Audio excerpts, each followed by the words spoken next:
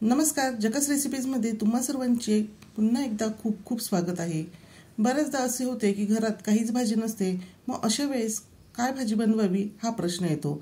आज आपण अशी भाजी बनवणार आहोत की जी झटपट होते, चविष्ट होते आणि 2 ते 3 दिवस सहज टिकते, म्हणून ती आपण प्रवासात सुद्धा घेऊन जाऊ शकतो। आणि हो, या भाजीसाठी आपल्याला कोणतीही वेगळी भाजी लागत नाही। सर्वात आधी आता आपण ही भाजी बनवण्यासाठी हिरव्या मिरचीची वाटण करणार आहोत। 4 हिरव्या मिरच्या घेतलेल्या आहे, 7 ते 8 लसणाच्या पाकळ्या आणि अगदी पाव इंच आलं घेऊन आपल्याला मिक्सरमधून याची एक वाटण तयार करून घ्यायची आहे। आता आपण लगेचच भाजी तयार करायला घेणार आहोत। त्यासाठी मी कढई गॅसवर गरम करायला ठेवलेली आहे आणि त्यामध्ये मी 3 चमचे तेल घालून घेतलेले आहे। तेल आपल्याला व्यवस्थित गरम झाल्यानंतर त्यामध्ये घालून घ्यायचे आहे 1 चमचा जिरं। जिरं आपल्याला छान असं तडतडू द्यायचं आहे। त्यानंतर त्यामध्येच आपण अगदी पाव चमचा हिंग घालून घ्यायचा आहे आणि हिंग हा जिऱ्याबरोबर छान असा परतवून घ्यायचा आहे। त्यातच आता मी तयार करून घेतलेली हिरव्या मिरचीचे जे वाटण आहे ते घालणार आहे। हिरव्या मिरचीचे वाटण करताना तुम्हाला भाजी कितपत तिखट हवी आहे त्यानुसार हिरव्या मिरचीचे प्रमाण तुम्ही कमी अधिक हे करू शकता। तेलामध्ये हिरवी मिरची व्यवस्थित आपल्याला परतवून घ्यायची आहे आणि त्यानंतर आता आपण यामध्ये मीडियम साईजचा एक कांदा बारीक चिरून घालून घेणार आहोत आणि आता हा कांदा आपण हिरव्या मिरची बरोबर व्यवस्थित असा परतवून घ्यायचा आहे। कांद्यातला आणि हिरव्या मिरचीतला कच्चेपणा आपल्याला पूर्ण घालवायचा आहे। साधारणतः 2 ते 3 मिनिटांमध्ये कांदा तेलामध्ये छान परतवला जातो। त्यानंतर गॅसची फ्लेम लो करायची आहे आणि त्यामध्ये पाव चमचा हळद, अर्धा चमचा लाल मिरची पावडर, 1 चमचा धने पावडर घालायची आहे। आपण हिरवी मिरची अगोदरच यामध्ये घातली होती, त्यामुळे यामध्ये लाल मिरचीचे प्रमाण मी थोडेसे कमी घातले आहे। त्यानंतर 2 कप एवढी बारीक चिरून घेतलेली कोथिंबीर यामध्ये घालून घ्यायची आहे। कोथिंबीर मी 2 ते 3 पाण्याने स्वच्छ अशी धुवून घेतलेली होती, बारीक चिरून घेतली आहे आणि यामधले सर्व पाणी हे मी काढून घेतलेले होते।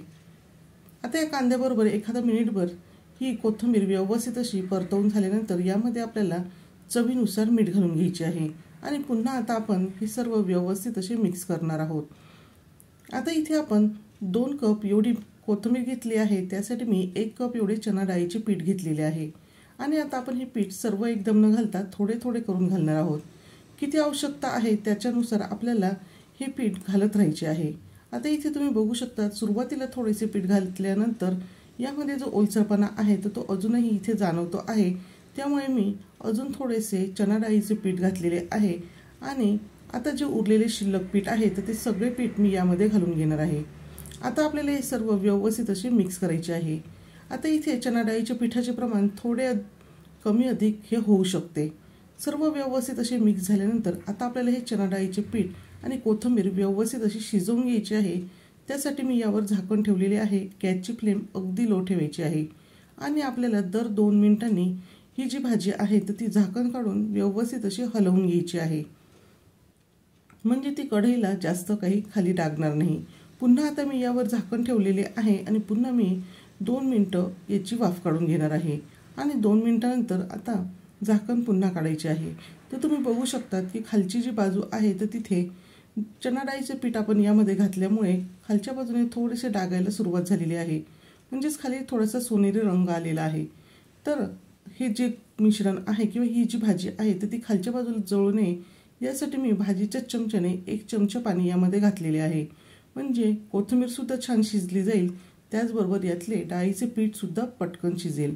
आणि आता सुरुवातीपासून आत्तापर्यंत आपण 6 ते 7 मिनिटे या भाजीला एक वाफ काढलेली आहे आणि पहिल्यापेक्षा ही भाजी छान अशी मोकळी झालेली आहे। त्याचबरोबर यातला चिकटपणा हा कमी झालेला आहे आणि या ठिकाणी आपली ही कोथिंबीरीची भाजी खाण्यासाठी अगदी तयार आहे। जर तुम्हाला ही भाजी अजून कुरकुरीत हवी असेल तर तुम्ही झाकण काढून 1 ते 2 मिनिट ही भाजी अजून परतवून घेऊ शकतात। या ठिकाणी तुम्ही बघू शकता भाजीला खूप छान रंग आलेला आहे, त्याचबरोबर ती दिसायला सुद्धा छान दिसते आहे आणि अगदी कमी साहित्यामध्ये होते। घरात जर काही भाजी नसेल तर अशा वेळेस आपण सहज ही भाजी अगदी काही मिनिटांमध्येच तयार करून घेऊ शकतो आणि या भाजीची चव कोथिंबीर वडी सारखीच लागते। म्हणजेच काय तर आपल्याला कोथिंबीर वडी बनवायला जर अजिबात वेळ नसेल तर अशा वेळेस तुम्ही अशी कोथिंबीरीची भाजी नक्कीच तयार करू शकता। तर अशी ही झटपट होणारी कोथिंबीरीची भाजी तुम्ही सुद्धा बनवून बघा आणि ती तुम्हाला कशी वाटली हे कमेंट करून सांगायला विसरू नका।